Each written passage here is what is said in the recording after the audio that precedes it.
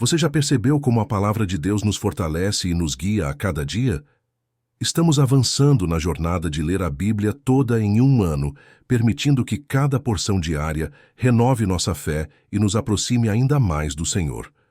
No devocional de hoje, dia 85, 26 de março, estudaremos Números 21, Números 22.1 a 20, Romanos 3 e 4 e Salmo 37, 21 a 31, passagens que nos ensinam sobre a fidelidade de Deus ao seu povo, o perigo da desobediência, a justificação pela fé em Cristo e a promessa de que os justos nunca serão abalados. Antes de continuarmos, já deixe seu like, inscreva-se no canal e ative o sininho para não perder nenhum devocional. E se essa palavra tocar seu coração, compartilhe com alguém que também precisa desse alimento espiritual. Hoje, Deus quer falar com você. Continue assistindo e permita que essa leitura fortaleça sua fé e traga renovo para a sua vida. Números capítulo 21. Vitória sobre os cananeus. Quando o rei cananeu de Arade, que vivia no Neguebe, soube que o povo de Israel se aproximava pelo caminho que atravessava Atarim, ele os atacou e capturou alguns deles.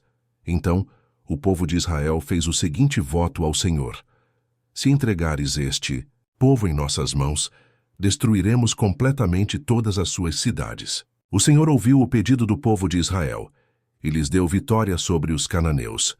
Os israelitas os destruíram completamente e também suas cidades. Desde então, aquele lugar passou a ser chamado de Hormá, a serpente de bronze. Em seguida, partiram do Monte Or e tomaram o caminho para o Mar Vermelho, a fim de contornar a terra de Edom. Mas o povo ficou impaciente e começou a se queixar contra Deus e contra Moisés. Por que você nos tirou do Egito para morrermos aqui no deserto? Aqui não há o que comer nem o que beber. E detestamos este maná horrível. Então o Senhor enviou serpentes venenosas que morderam o povo, e muitos morreram. O povo clamou a Moisés: pecamos ao falar contra o Senhor e contra você. Ore, para que o Senhor tire as serpentes de nosso meio. E Moisés orou pelo povo. O Senhor lhe disse: faça a réplica de uma serpente venenosa e coloque-a no alto de um poste. Todos que forem mordidos viverão se olharem para ela. Moisés fez uma serpente de bronze e a colocou no alto de um poste. Quem era mordido por uma serpente e olhava para a réplica de bronze era curado. A viagem de Israel para Moabe. Os israelitas viajaram para Obote e acamparam ali. Depois, seguiram para Ijé-Abarim, no deserto, na fronteira leste de Moabe. De lá, viajaram para o vale, do ribeiro de Zered, onde acamparam. Em seguida, partiram e acamparam do outro lado do rio Arnon, na região deserta, junto ao território dos amorreus. O rio Arnon é a fronteira que separa os moabitas dos amorreus. Por isso, o livro das guerras do Senhor fala sobre Vaebe na região de Sufá, e os riachos do rio Arnon, e os riachos que se estendem até o povoado de Ar, na fronteira de Moabe. De lá, os israelitas viajaram até Beer, o poço onde o Senhor disse a Moisés: reúna o povo, e eu lhe darei água.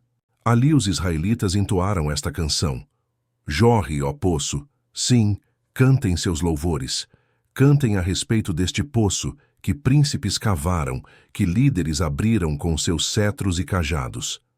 Então saíram do deserto e passaram por Mataná, Naaliel e Bamote. Depois seguiram para o vale em Moabe, onde fica o monte Pisga.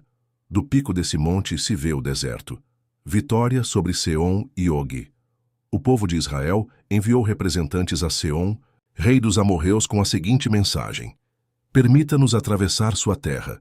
Teremos cuidado de não passar por seus campos e vinhedos, e não beberemos água de seus poços.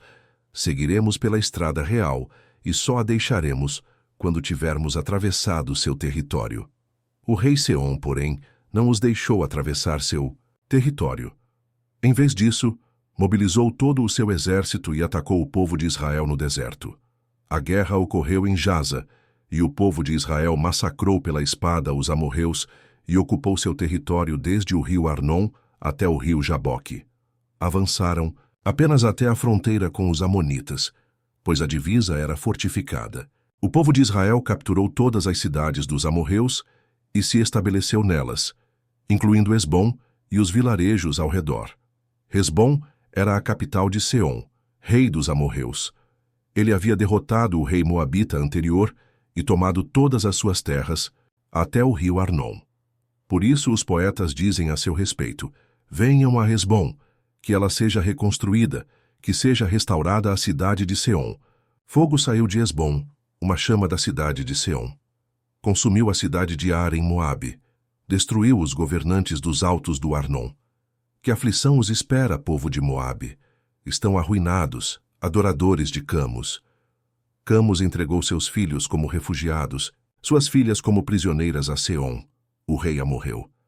Nós os aniquilamos desde Hesbom até Dibom. Nós os exterminamos até lugares distantes como Nofá e Medeba. Assim, o povo de Israel ocupou o território dos amorreus. Depois que Moisés enviou homens para fazer o reconhecimento de Jazar, os israelitas tomaram todas as cidades da região e expulsaram os amorreus que viviam ali. Em seguida voltaram e marcharam pelo caminho até Bazã. Mas o rei Og de Bazã e todo o seu povo os atacaram em Edrei. O Senhor disse a Moisés: não tenha medo dele, pois eu o entreguei a você, junto com todo o seu povo e sua terra. Faça com ele o mesmo que fez com Seom, rei dos amorreus que vivia em Hesbom. Desse modo mataram o rei Og, seus filhos e todo o seu povo. Não restou sobrevivente algum.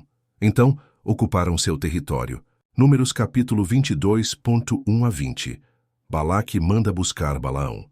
Então os israelitas viajaram para as campinas de Moabe e acamparam a leste do rio Jordão, do lado oposto de Jericó.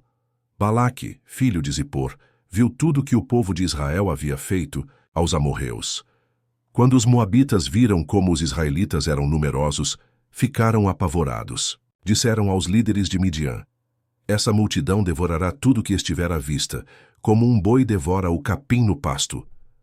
Então Balaque, que era rei de Moabe, enviou mensageiros para chamar Balaão, filho de Beor, que vivia em Petor, sua terra natal perto do rio Eufrates. Sua mensagem dizia: um povo enorme saiu do Egito e cobre a terra, e agora está acampado perto de mim. Venha e amaldiçoe esse povo, pois é poderoso demais para mim. Então, quem sabe, poderei derrotá-lo e expulsá-lo da terra. Sei que bênçãos vêm sobre aqueles que você abençoa, e maldições caem sobre aqueles que você amaldiçoa. Os mensageiros de Balaque, líderes de Moabe e Midian, partiram levando o valor necessário para pagar Balaão, a fim de que ele amaldiçoasse Israel. Chegaram aonde Balaão estava e lhe transmitiram a mensagem de Balaque. Passem a noite aqui, disse Balaão. Pela manhã eu lhes direi que orientação recebi do Senhor. E os oficiais de Moabe permaneceram com Balaão. Naquela noite Deus veio a Balaão e lhe perguntou: quem são seus visitantes? Balaão respondeu a Deus: Balaque, filho de Zippor, rei de Moabe, me enviou a seguinte mensagem: um povo enorme saiu do Egito e cobre a terra. Venha e amaldiçoe esse povo.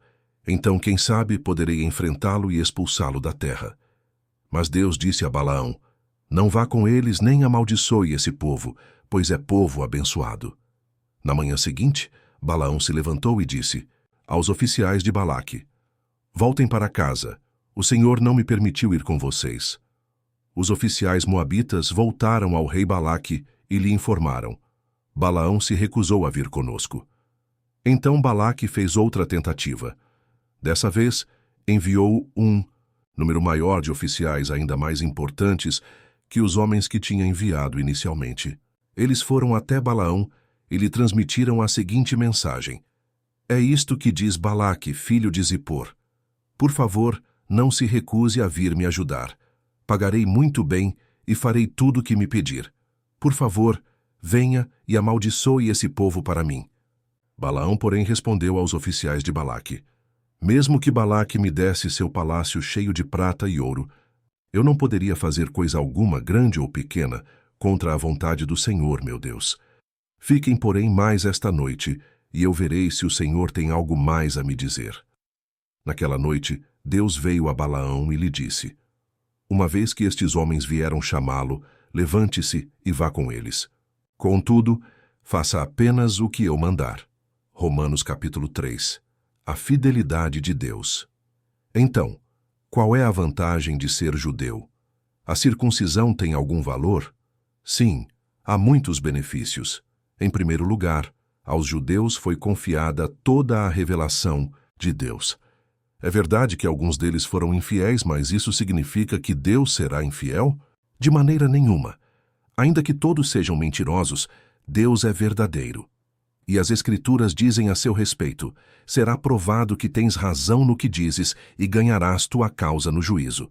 Alguém poderia dizer: mas nosso pecado não cumpre um bom propósito, ajudando os outros a verem como Deus é justo? Não é uma injustiça, portanto, Deus nos castigar? Estou seguindo o ponto de vista humano. Claro que não. Se fosse assim, como Deus poderia julgar o mundo? Alguém poderia argumentar ainda: mas por que Deus me condena como pecador se minha mentira ressalta sua verdade e lhe traz mais glória? E alguns até nos difamam, afirmando que dizemos: quanto mais pecarmos, melhor. Quem diz essas coisas merece condenação. Todos são pecadores. Pois bem, devemos concluir que nós, judeus, somos melhores que os outros? Não, de maneira nenhuma, pois já mostramos que todos, judeus ou gentios, estão sob o poder do pecado. Como afirmam as Escrituras, ninguém é justo, nenhum sequer. Ninguém é sábio, ninguém busca a Deus. Todos se desviaram, todos se tornaram inúteis. Ninguém faz o bem, nenhum sequer. Sua conversa é repulsiva, como o odor de um túmulo aberto. Sua língua é cheia de mentiras. Veneno de serpentes goteja de seus lábios. Sua boca é cheia de maldição e amargura. Apressam-se em cometer homicídio. Por onde passam deixam destruição e sofrimento. Não sabem onde encontrar paz. Não têm o menor temor de Deus. É evidente que a lei se aplica àqueles a quem ela foi entregue, pois seu propósito é evitar desculpas e mostrar que todo o mundo é culpado diante de Deus. Pois ninguém será declarado justo diante de Deus por fazer o que a lei ordena. A lei simplesmente mostra quantos somos pecadores. Cristo tomou sobre si nosso castigo. Agora, porém, conforme prometido na lei de Moisés e nos profetas, Deus nos mostrou como somos declarados justos diante dele sem as exigências da lei. Somos declarados justos diante de Deus por meio da fé em Jesus Cristo, e isso se aplica a todos que creem, sem nenhuma distinção, pois todos pecaram e não alcançam o padrão da glória de Deus, mas Ele, em sua graça, nos declara justos por meio de Cristo Jesus, que nos resgatou do castigo por nossos pecados. Deus apresentou Jesus como sacrifício pelo pecado, com o sangue que Ele derramou, mostrando assim sua justiça em favor dos que creem. No passado, Ele se conteve e não castigou os pecados antes cometidos, pois planejava revelar sua justiça no tempo presente. Com isso, Deus se mostrou justo, condenando o pecado e justificador, declarando justo o pecador que crê em Jesus. Podemos então nos vangloriar de ter feito algo para sermos aceitos por Deus? Não, pois nossa absolvição não vem pela obediência à lei, mas pela fé. Portanto, somos declarados justos por meio da fé e não pela obediência à lei. Afinal, Deus é Deus apenas dos judeus? Não é também Deus dos gentios? Claro que sim. Existe um só Deus, e Ele declara justos tanto judeus como gentios somente pela fé. Então, se enfatizamos a fé, quer dizer que podemos abolir a lei? Claro que não. Na realidade, é só quando temos fé que cumprimos verdadeiramente a lei. Romanos capítulo 4. Abraão como exemplo de fé. Do ponto de vista humano, Abraão foi o fundador de nossa nação. O que descobriu ele? Se suas boas obras o tivessem tornado justo, ele teria motivo para se vangloriar, mas não perante Deus. Pois as Escrituras dizem: Abraão creu em Deus e assim foi considerado justo. O salário daquele que trabalha não é um presente, mas um direito. Contudo, ninguém é considerado justo com base em seu trabalho, mas sim por meio de sua fé em Deus, que declara justos os pecadores. Davi também falou a esse respeito quando descreveu a felicidade daqueles que são considerados justos sem terem trabalhado para isso. Como são felizes aqueles cuja desobediência é perdoada, cujos pecados são cobertos. Sim, como são felizes aqueles cujo pecado o Senhor não leva mais em conta. Por acaso essa bênção é apenas para os judeus, ou se estende também aos gentios incircuncidados? Já dissemos que Deus considerou Abraão justo por meio de sua fé. Mas como isso aconteceu? Ele foi considerado justo somente depois de ter sido circuncidado, ou antes disso? Está claro que foi antes de ele ser circuncidado. A circuncisão era um sinal de que Abraão já possuía fé e de que Deus já o havia declarado justo, mesmo antes de ele ser circuncidado. Portanto, Abraão é o pai daqueles que têm fé, mas não foram circuncidados.